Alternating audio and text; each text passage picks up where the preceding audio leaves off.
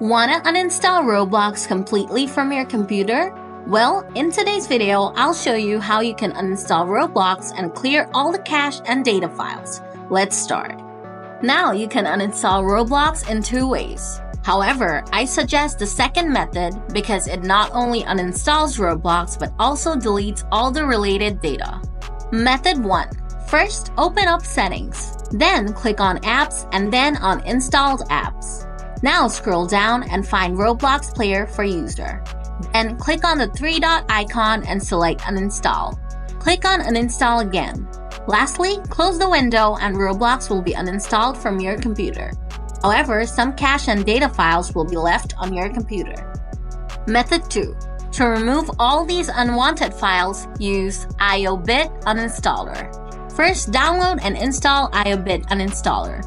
I'll leave the download link in the video description below. After installing it, open the app.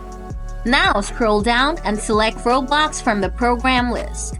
Then click on Uninstall.